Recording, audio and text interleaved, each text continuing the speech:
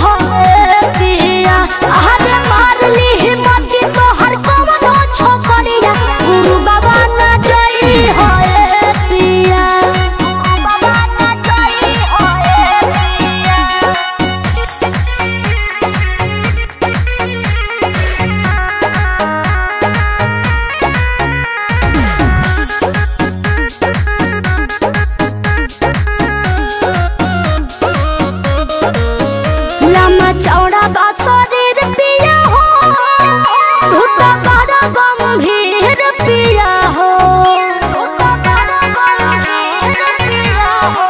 किला में चौड़ा बा शरीर पिया हो, तू तो बड़ा गंभीर पिया हो।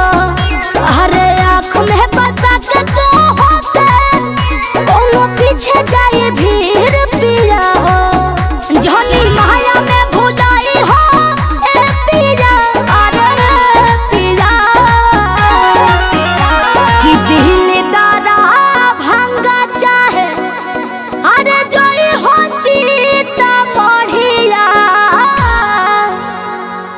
बाबा ना।